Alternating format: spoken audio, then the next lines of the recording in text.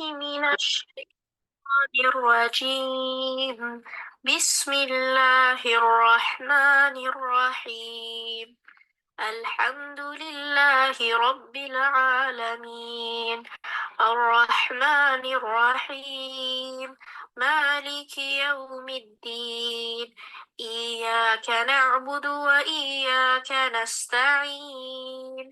اهدنا الصراط المستقيم، صراط الذين أنعمت عليهم غير المغضوب عليهم ولا الضالين.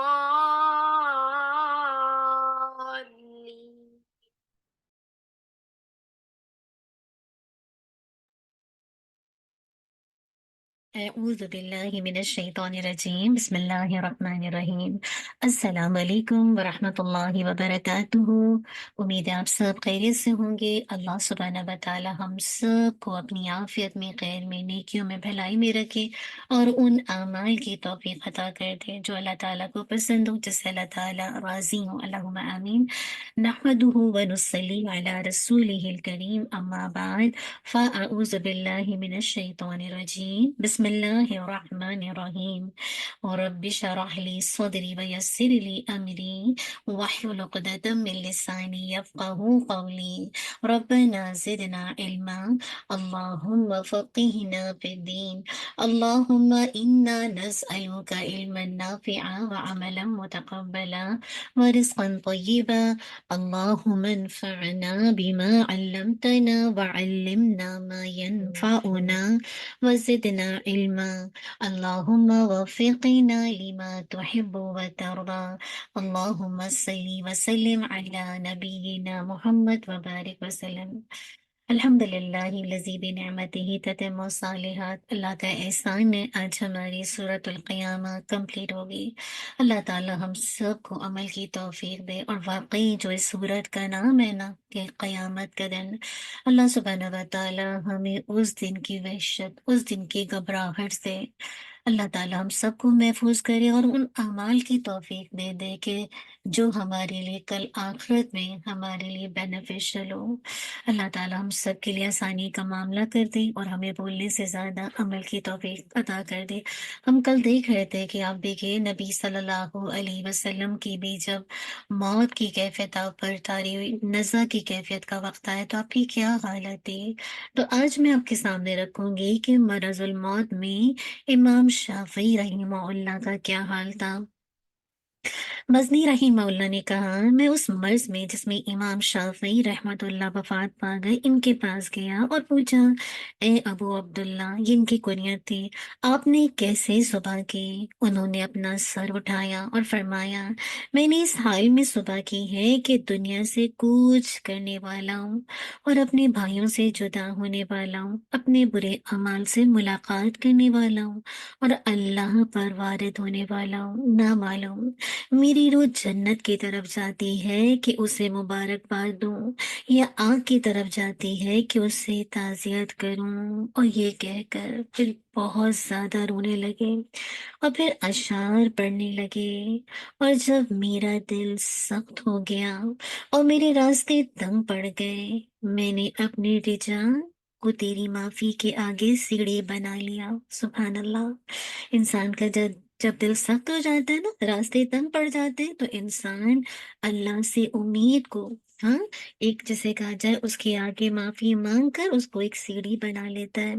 کہتے ہیں مجھے میرا گناہ بہت بڑا محسوس ہوا، لیکن جب میں نے جب اس سے کہا، اے میرے رب، تیرے عفو کے ساتھ تقابل کیا تو تیری عفو ہی بڑی لگی۔ سبحان اللہ۔ یعنی جب اپنے گناہ اور اللہ تعالیٰ کا جو عفو درگزر اس کو دیکھا تو کہتے ہیں کہ اللہ تعالیٰ تیری عفو کے ساتھ تقابل کیا تو تیری جو عفو درگزر ہے، معاف کرنا، یہ بڑا نکلا۔ تو سدا گناہ کو معاف کرنے والا رہا، تو ہمیشہ احسان اور تکریم کرتے ہوئے سخاوت کرتا رہا اور درگزر کرتا رہا۔ اگر تو مجھ سے انتقام لے اور میرے جرم کے باعث مجھے جہنم رسید کر دے تو بھی میں نا امید ہونے والا نہیں ہوں، اور اگر تو نہ ہوتا تو کوئی بھی عابد इब्लीस से धोखा ना खाता, कैसे कि खाता कि यकीनन उसने तेरे इंतकाम करदा आदम अलैहिस्सलाम को धोखा दे दिया, और यकीनन मैं गुनाह का इर्तिकाब इर्तिकाब करता हूँ, उसकी कदर पहचानता हूँ और जानता हूँ कि बेशक अल्लाह रहम करते हुए माफ कर देता है। अब देखिए कि मौत का वक्त है ना, कैसी उनकी हालत है कि जहाँ अपने गुनाहों को सोच रहे हैं, अपनी गलतियों को सोच रहे हैं, वहीं साथ साथ अल्लाह की रहमत का, उसकी अफो दरगुजर का तकाबुल कर रहे हैं।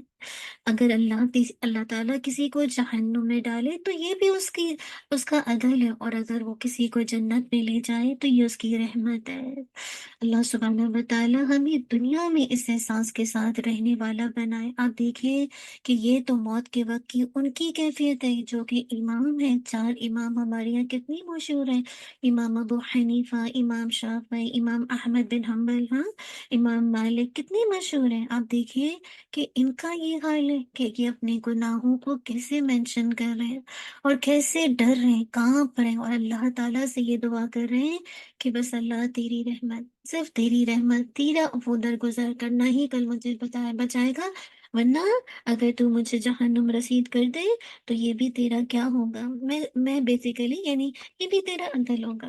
अगर तू इंतकाम किसी से लेना चाहे, हम सब बस अल्लाह से अच्छा गुमान रखें, और जो हमारी अल्लाह ताला ने हमें हिम्मत ताकत दी है उसके मुताबिक जो नहीं क्या कर सकते हैं। और आपको पता है, हो सकता है कल से रमजान हो, इरादा कीजिए, कोशिश कीजिए, अल्लाह ताला मुझे और आपको तौफीक दे के वाकई हम अपनी कल आखिरत के लिए वो तोशा जमा कर लें, वो ज़ादी राह जमा कर लें कि जो हमारी आखिरत में हमारे लिए निजात का सबब बन जाए। अब आगे देखते हैं कि क्या होता है आयत के अंदर। अयहसबुल इंसानु अन युतरका सुदा, क्या इंसान ये गुमान करता है कि उसे यूं ही बगैर पूछे छोड़ दिया जाएगा? यानी क्या इंसान ये समझता है कि उसे दुनिया में यूं ही मुहमल यानी बेकार बेमकसद छोड़ दिया जाएगा, उससे कुछ पूछा ना जाएगा, ना उसे कोई नेकी का हुक्म दिया जाएगा और ना बुराई से रोका जाएगा, और आखिरत में उसके अमाल का हिसाब नहीं लिया जाएगा, ना उसे सवाब दिया जाएगा, ना अजाब में मुब्तला किया जाएगा। तो ये अल्लाह ताला के अदल और उसकी हिकमत के खिलाफ है। मोमिन और काफिर, अताअत गुजार और नाफरमान बराबर नहीं हो सकते। यानी जैसे मोमिन और काफिर हैं, सेम इसी तरह अताअत करने वाले और नाफरमानी करने वाले अल्लाह के नजदीक बराबर नहीं हो सकते। इसीलिए अल्लाह सुब्हानहू व तआला ने फरमाया सूरह तौहा के अंदर आयत नंबर 15, इन्ना साअता आतियतुन अकादु उख्फीहा लितुजज़ा कुल्लु नफ्सिन बिमा तसआ। यकीनन कयामत आने वाली है, करीब है कि मैं उसे छुपाऊं ताकि हर शख्स को उसका बदला दिया जाए जो उसने कोशिश की। अलैसा लिल इंसानी इल्ला मा सआ। अल्लाह ताला की कोशिश देखेगा और फिर उसके मुताबिक इंसान को बदला दिया जाएगा। हज में और आप अपनी कोशिशों के रुख को देख लें कि मैं नेकी की तरफ भागने वाली हूँ या अल्लाह सुब्हानहू व तआला की और उसके रसूल की अताअत की तरफ भागने वाली।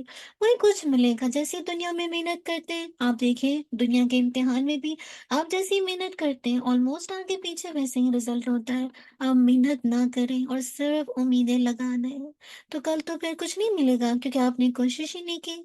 आपको जजा उसी बात पे मिलती है जिसकी आपने कोशिश की होती है। इसीलिए अल्लाह ताला फरमा रहे हैं सूरह सौद के अंदर, अम नजअलुल्लज़ीना आमनु व अमिलुस्सॉलिहाति कल मुफसिदीन फिल अर्द अम नजअलुल मुत्तकीन कल फुज्जार। क्या हम उन लोगों को जो ईमान लाए और जिन्होंने नेक अमल किए जमीन में फसाद फैलाने वालों की तरह कर दें? क्या हम परहेजगारों को बदकारों जैसा कर दें? ऐसा कैसे हो सकता है?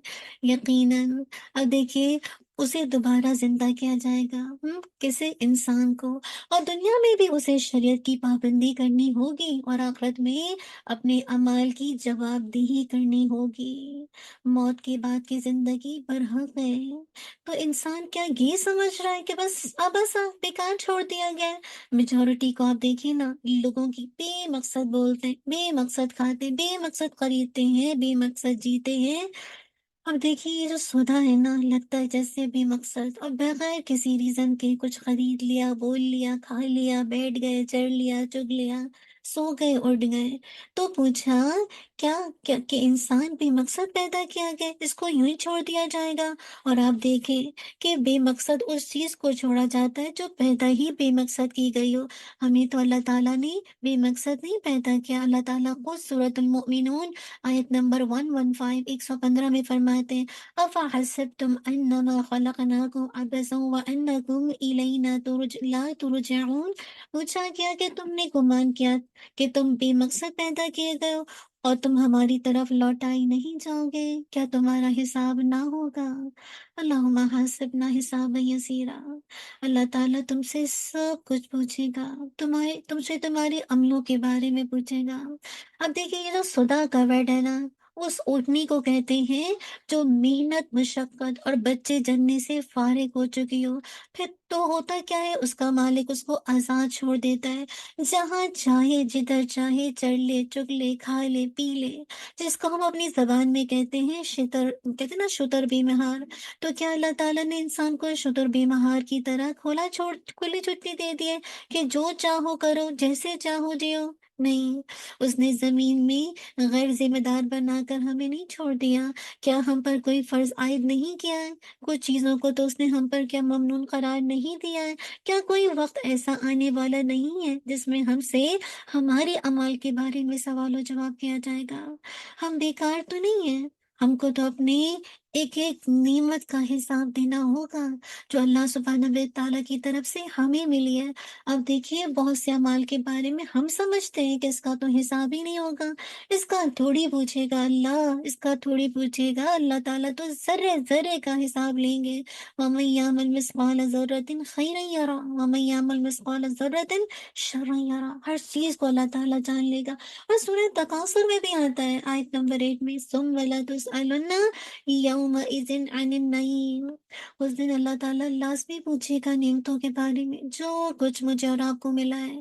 जब ये आयत नाज़िल हुई तो सहाबा रज़ियल्लाहु अन्हुम ने आप सल्लल्लाहु अलैहि वसल्लम से कहा, या रसूल अल्लाह सल्लल्लाहु अलैहि वसल्लम, कौन-सी नेमत का हमसे सवाल होगा हमारे खाने-पीने का? वो तो हमारे पास 2 काली चीज़ें, खजूर और पानी। दुश्मन तो हमारे सर पर है और तलवारें हमारी कंधों पर लटकी रहती हैं। फिर बाँस पुरुष किस चीज़ की होगी? आपने फरमाया, ताहम ये ज़रूर होगा, यानी ये जो बाँस पुरुष है ना, ये हिसाब-ओ-किताब ये ज़रूर होगा।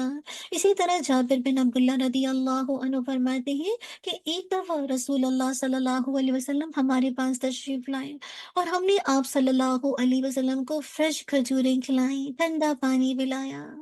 रमज़ान के दिन आ रहे हैं ना, लोगों को फ्रेश खजूर दीजिए, खूब बाँटिए। खजूर से लोगों को इफ्तार करवाइए और ठंडे-ठंडे पानी, कितना बेहतरीन सदका है। इस पर आप सल्लल्लाहु अलैहि वसल्लम ने फरमाया कि ये इन नेमतों में से है जिनके बारे में कल सवाल किया जाएगा। आप जब खजूर से अपना खोलें, एक दफ़ा इस बात को ज़हन में रखिएगा कि इस नेमत के बारे में सवाल किया जाएगा। जो-जो नेमतें हैं ना, उनको काउंट कीजिए और फिर हर एक के बारे में लिख के सवाल किया जाएगा। सुम्मा लतुसअलुन्ना यौमइज़िन अनिन नईम, यानी सेहत, आफ़ियत, खाने-पीने, दूसरी तमाम नेमतों के बारे में सवाल होगा कि इनका कहाँ तक तुमने शुक्र अदा किया। और हदीस से पता चलता है कि कोई छोटी से छोटी लज़्ज़त और मामूली से मामूली आफ़ियत ऐसी नहीं है कि जिसके बारे में सवाल ना हो। रिवायत में आता है अबू हुरैरा रज़ियल्लाहु अन्हु से कि एक दिन नबी सल्लल्लाहु अलैहि वसल्लम और अबू बकर और उमर रज़ियल्लाहु अन्हुमा भूख की वजह से घर से निकले और एक अंसारी के घर आए। उसने मेहमानी में खजूरें और बकरी का गोश्त पेश किया। आप सल्लल्लाहु अलैहि वसल्लम ने गोश्त और खजूरें खाईं और ऊपर से शीनी पानी पिया। जब खूब सैर हो चुके तो आप सल्लल्लाहु अलैहि वसल्लम ने कितनी अहम बात बताई, वल्लज़ी नफ़्सी बियदिही लतुसअलुन्ना अन हाज़ा नईम यौमल क़ियामा। उस ज़ात की कसम जिसके हाथ में मेरी जान है, तुमसे क़यामत के दिन इस नेमत के बारे में भी सवाल होगा। किसी साहब की जिसे कहा जाए तरबियत करें ना, भूख से निकले।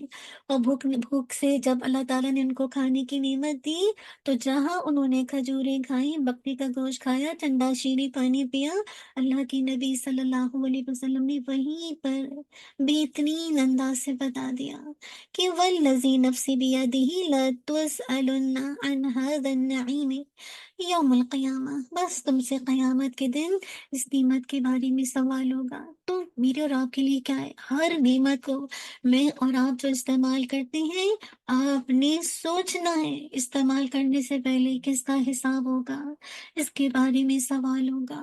अल्लाह सुब्हानहू व तआला मेरे और आपके लिए आसान कर दे, अपना जायजा ले। इंसान अपनी आँख को देखे, कान को देखे, क्या कुछ नेमतें, दिल, दिमाग, सेहत, मालो दौलत, औलाद, यानी जवानी, सेहत को देके तुमने किस काम में सर्व की। मालो दौलत को बारे में सवाल होगा कि इनको किन सराय से हासिल किया, किन कामों में खर्च किया।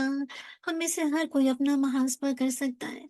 तो सूरतुल क़ियामा की आयत नंबर ये जो 36 है, और सूरतुल मोमिनून की आयत नंबर 115 जो मैंने आपके सामने रखी थी, इन दोनों मुकामात पर ज़िंदगी बादल मौत की जो दलाइल हैं, वो बिल्कुल साबित हो चुके हैं। यानी बता दिया, यानी मौत के बाद जो ज़िंदगी है, वो ज़रूर होकर रहेगी। अब देखिए कि हमसे क्या कहा जा रहा है। क्या वाक़ई तुमने अपने आप को जानवर समझ रखा है? क्या तुम्हें अपने और जानवर में खुला फ़र्क नज़र नहीं आता कि तुम्हें इख्तियार दिया गया, उन्हें इख्तियार नहीं दिया गया? उनके उनके अंदर वो अख़लाक़े हसना नहीं होते जो तुम्हारे अंदर है, जिनको तुम्हारे अंदर आना ज़रूरी है। तो तुमने अपने बारे में ये कैसे समझ लिया? जिस तरह जानवर गैर ज़िम्मेदार है, गैर जवाबदेह है, इस तरह तुम भी हो जाओगे।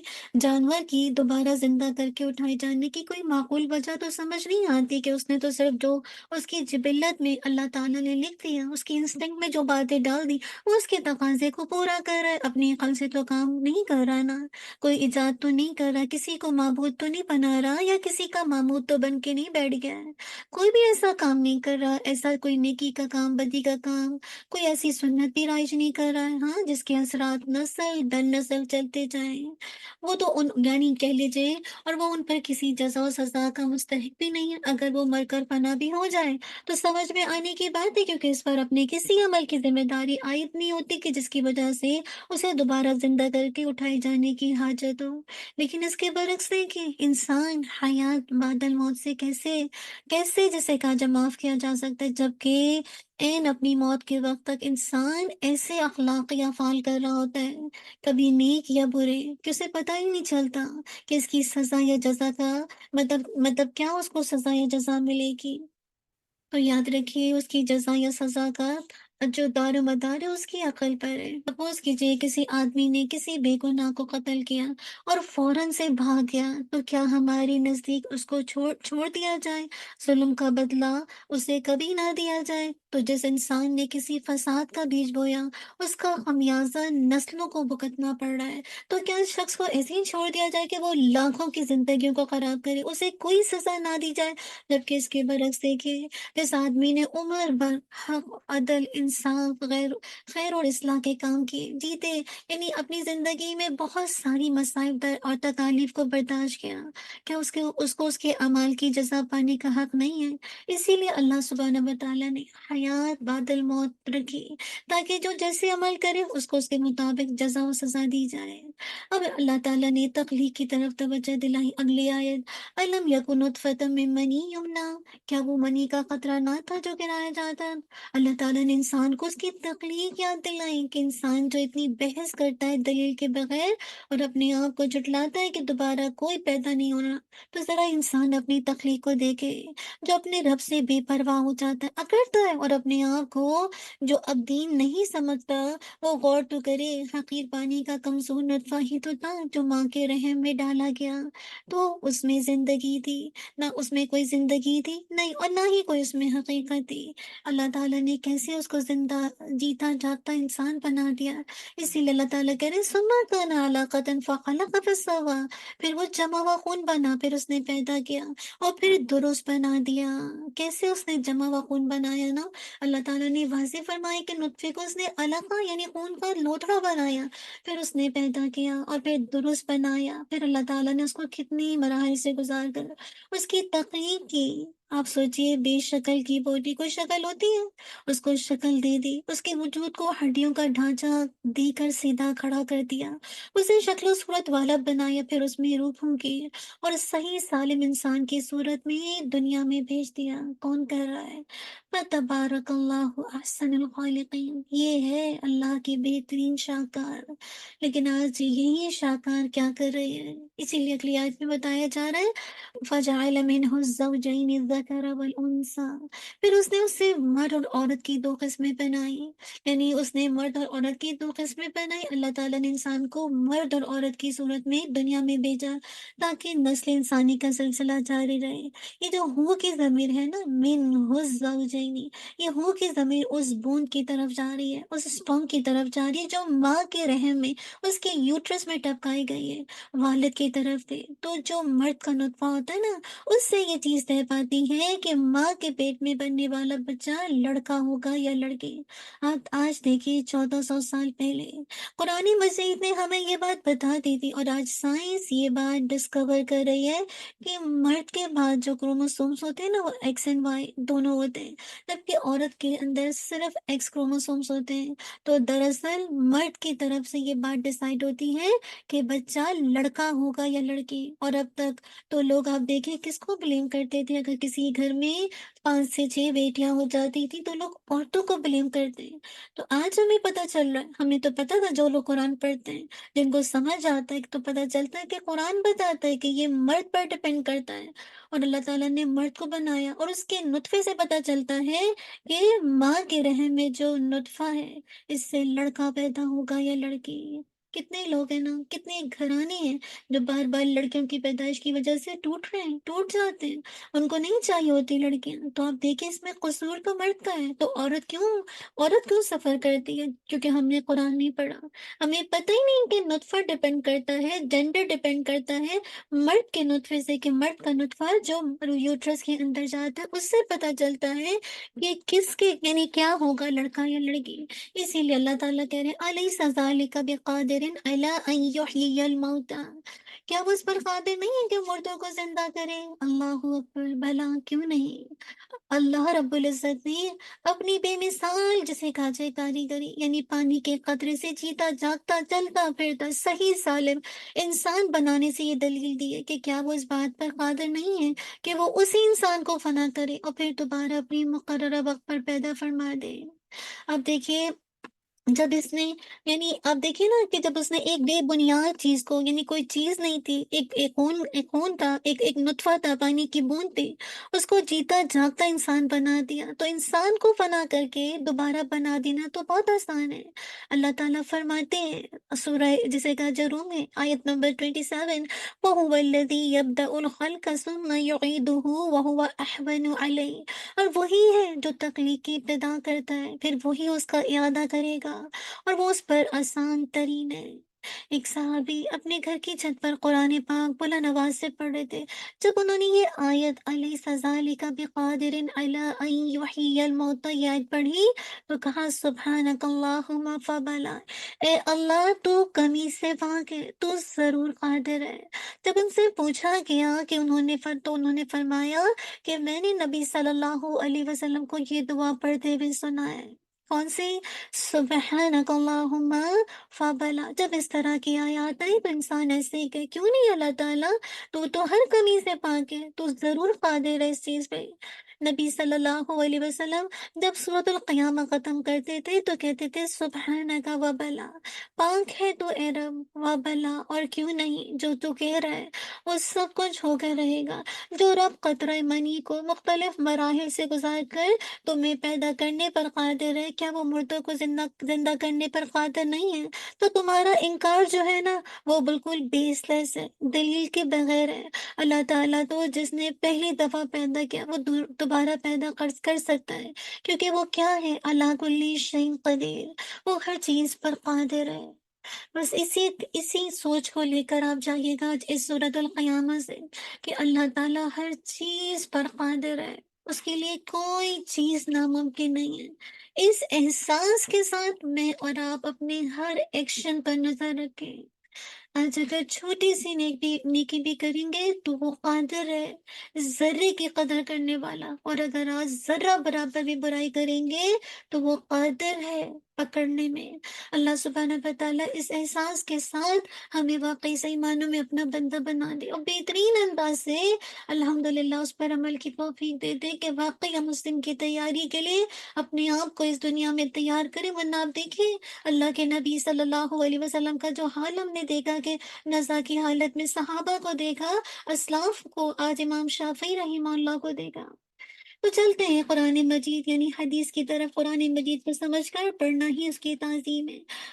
عن عبداللہ ابن عمر رضی اللہ عنہ ان نبی صلی اللہ علیہ وسلم قال له اقرأ القرآن في شهر قال إني أجد قوة قال اقرأ في 20 قال إني أجد قوة قال اقرأ في 15 قال إني أجد قوة قال اقرأ في 10 قال إني أجد قوة قال اقرأ في 7 ولا تزيدن على ذلك۔ عبداللہ بن عمر رضی اللہ عنہما سے روایت ہے کہ نبی اکرم صلی اللہ علیہ وسلم نے ان سے فرمایا قرآن مجید ایک مہینے میں پڑھا کرو۔ انہوں نے عرض کیا مجھ میں اس سے زیادہ کی طاقت ہے۔ ہوتا ہے نا اللہ تعالیٰ نے مختلف لوگوں کو مختلف طاقت دی ہے، آگے سے کہتے ہیں آپ صلی اللہ علیہ وسلم نے فرمایا تو 20 دن میں پڑھا کرو۔ عرض کیا مجھ میں اس سے بھی زیادہ طاقت ہے۔ آپ صلی اللہ علیہ وسلم نے فرمایا تو 15 دن میں پڑھا کرو۔ عرض کیا مجھ میں اس سے بھی زیادہ طاقت ہے۔ آپ صلی اللہ علیہ وسلم نے فرمایا تو 10 دن میں پڑھا کرو۔ عرض کیا مجھ میں اس سے بھی زیادہ طاقت ہے۔ آپ صلی اللہ علیہ وسلم نے فرمایا 7 دن میں پڑھا کرو اور اس پر ہرگز زیادتی نہ کرو، یعنی اس سے کم دن میں قرآن مجید ختم نہ کرو۔ اللہ اکبر۔ اسی سے ملتے جلتے الفاظ صحیح بخاری اور مسلم میں بھی ہیں۔ اللہ سبحانہ و تعالیٰ کم سے کم اللہ تعالیٰ ہمیں توفیق دے کہ ہم واقعی اس قرآن مجید کو زیادہ سے زیادہ اس کا اہتمام کریں، اس کو پڑھ سکیں اور اس کے ذریعے سے اپنی قوت کو انکریز کر سکیں۔ یہاں پہ دیکھیں جو ورڈ آ رہا ہے انی اجد قوہ، یہ قوت جو ہے ضعف کی ضد ہے، یعنی کمزوری کی ضد ہے، قدرت اور طاقت کے لیے آتا ہے قوہ۔ لا یفقہ کسی چیز کا جاننا، سمجھنا، یہ کیا کہلاتا ہے؟ فہم کہلاتا ہے۔ گویا کہ اس نے سمجھا اور کیا کیا؟ اس نے سمجھا ہی نہیں، اس کو پتا ہی نہیں، اس نے سمجھا ہی نہیں۔ لا کیا نا، لا یفقہ، گویا کہ اس نے سمجھا ہی نہیں۔ تو اس حدیث سے کیا فائدے ہیں کہ قرآن مجید کی تلاوت کرتے وقت ہر حرف کے بدلے 10 گناہ نیکیاں لکھی جاتی ہیں۔ دوسرا، اللہ تعالیٰ کی رحمت بہت وسیع ہے، اس کا اندازہ اس بات سے لگایا جا سکتا ہے کہ وہ اپنے بندوں کو کئی گنا اجر عطا کرتا ہے۔ پھر یہ کہ قرآن مجید سراسر نیکیوں کا خزانہ ہے، سراسر نیکیوں کا سر چشمہ ہے۔ تو کرنے کے کام کیا ہے؟ معلم قرآن کو طالب علم کے ساتھ نہایت نرمی اور شفقت والا رویہ بنانا چاہیے۔ آپ دیکھیں نا کہ کیسے جو عبداللہ بن عمر ہے، کیسے اللہ کے نبی صلی اللہ علیہ وسلم سے بار بار کہہ رہے ہیں کہ میں اس سے زیادہ طاقت رکھتا ہوں، اور آپ دیکھیے آپ ایک دفعہ بھی نہیں ان کو جھڑکتے، اور نہ یہ اس طرح کا انداز اختیار کرتے ہیں کہ جس کی وجہ سے جو سوال کرنے والا ہے وہ اپنے سوال سے رک جائے۔ آپ اس کو آلٹرنیٹ دیتے ہیں اور پھر آخر میں آپ کہتے ہیں بس یہ لاسٹ ہے، اس کے بعد کوئی آلٹرنیٹ نہیں، اس سے کم دن میں نہ پڑھنا۔ تو آپ دیکھیے ایک داعی دین کا، یہ ایک معلم قرآن کا یہ کریکٹر ہو کہ وہ طالب علموں کے ساتھ نرمی سے پیش آئے، ان کے ساتھ شفقت والا رویہ اختیار کرے۔ پھر یہ کہ قرآن مجید کے الفاظ اور معنی کو سمجھ کر غور و فکر سے پڑھنا چاہیے، تاکہ آپ کی ہماری دینی معلومات میں اضافہ ہو اور ہمارے لیے عمل کی راہیں کھلے۔ آج آپ دیکھیے کتنے حفاظ ہیں نا، اب قرآن کو حفظ تو کر لیتے ہیں لیکن ان کو سمجھ کچھ نہیں آتا، وہ غور و فکر نہیں کرتے۔ تو اسی وجہ سے کیا ہے کہ وہ صرف معلومات کی حد تک رہتی، مراد ہے کہ وہ ان کے ذہنوں میں حفظ تو ہے لیکن ان کو چونکہ غور و فکر کی عادت نہیں ہے، سمجھ نہیں ہے، تو پھر ان کا عمل اس وجہ سے نظر نہیں آتا۔ آج بہت سے لوگ اپنی بے دینی کی بنیاد اسی طرح کے جسے کہا جب بھی عمل جو قرآن کو پڑھنے والے حفاظ ہیں ان کی طرف منسوخ کر دیتے ہیں کہ دیکھو یہ تو قاری قرآن ہے، قرآن بھی پڑھاتے ہیں، سب کچھ کرتے ہیں، لیکن اس کے باوجود غلط کاموں میں لگے ہوئے ہیں۔ تو یہ اس طرح کا جواز بنا کر میں اور آپ اپنے عمل سے بہانے نہیں بنا سکتے۔ आप देखिए कुरान मजीद का जो मकसद है वो क्या है, तदब्बर, तफक्कुर, गौर व फिक्र। ये सारे तो टूल्स हैं जिसे कहा जाए आप उसको हिफ्स करते हैं या जो भी आप उसके इफेक्ट को जानते हैं। असल जो चीज़ है कि आप उस पर तदब्बर करें, गौर व फिक्र करें, एक आयत पे सोचें। सोचें कि कैसे इस आयत को आप हर साल जब किसी एवरी रमजान में पढ़ते हैं एकदम डिफरेंट इम्पैक्ट आता है आपके दिल पर। यही इसका मौजूद है।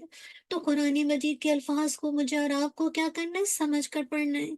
इंशाल्लाह अगर कल से रमजान शुरू होता है तो आप अपना जो भी अल्हम्दुलिल्लाह आप करेंगे अपना, जैसे अगर आप 1 जुज अ डे कर रही हैं या आप हाफ जुज कर रही हैं, 1 क्वार्टर कर रही हैं, एक आयत पे आपने कम से कम गौर व फिक्र करना है।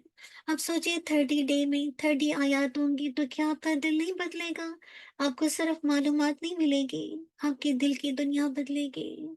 अल्लाह हम सब के दिल बदल दे, हम सब के दिल ऐसे बना दे कि जो मुतमईन हो दुनिया और आखिरत दोनों में। कल्बी सलीम, कल्बी मुनीब बना दे कि जिनको मौत के वक्त रातिया तुम मर्दिया की पुकार आए। अल्लाह हमें ऐसा ही बना दे। अल्लाह ताला हम सबको इस पर अमल की तौफीक अता कर दे। इंशाअल्लाह अगर कल से हम अपनी एवरीडे वन आयत का सिलसिला शुरू करेंगे, जस्ट हाफ एन आवर का सेशन है। आप अपने बहुत से प्यारों को बुला सकते हैं, जस्ट वन आयत, just in half an hour, और अहदीस नबवी सल्लल्लाहु अलैहि वसल्लम कुरान के हवाले से, ताकि ताकि आपके अंदर एवरी डे एक एनर्जी आए और आप कुरान जो इस खजाना है इसको बहुत शौक के साथ पढ़ें। ये नहीं कि सफ़े पे सफ़े पलट रहे कब जुज़ कंप्लीट होगा, नहीं, ये कैफियत हो कि अगले पेज पे क्या कौन सी आयत है जिस पर मैं अटक जाऊंगी और मेरा दिल रुक जाएगा, मुराद है कि मेरा दिल एकदम से उस पर स्टक हो जाएगा और मैं अल्लाह से अपनी गिरफ्तारी करूंगी कि अल्लाह मैं कैसे आगे जाऊँ, अभी तो मुझे पूरा जुज़ पढ़ना है जबकि मुझे तो ये आयत ने रोक लिया है। तो कहने का मकसद है कि अल्लाह सुब्हानहू व तआला मुझे और आपको वाक़ई इस तरह पढ़ने वाला बनाए कि मेरे और आपके दिल कल्बी सलीम बन जाए। अल्लाहुम्मा आमीन। अल्लाह ताला से खूब खूब दुआ किया कीजिए। अल्लाहुम्मा हबली नफ्सन मुतमइन्नतन इलैक। अल्लाहुम्मा अइज़्नी बिताअतिक वला तुज़िल्लनी बिमअसियतिक। अल्लाहुम्मा आमीन। जज़ाकल्लाहु खैर, बारकल्लाहु फीक। रब्बना तक़ब्बल मिन्ना इन्नका अंतस समीउल अलीम व तुब अलैना इन्नका अंतत तव्वाबुर रहीम। सुब्हानकल्लाहुम्मा व बिहम्दिका नशहदु अन ला इलाहा इल्ला अंत नस्तगफिरुका व नतूबु इलैक। सुब्हान रब्बिका रब्बिल इज़्ज़ति अम्मा यसिफून वस्सलामुन अलल मुरसलीन वल्हम्दुलिल्लाहि रब्बिल आलमीन। अल्लाहुम्मा बल्लिगना रमज़ान। अल्लाहुम्मा आमीन। जज़ाकल्लाह खैर, बारकल्लाहु फीक। अस्सलामु अलैकुम व रहमतुल्लाहि व बरकातुहू।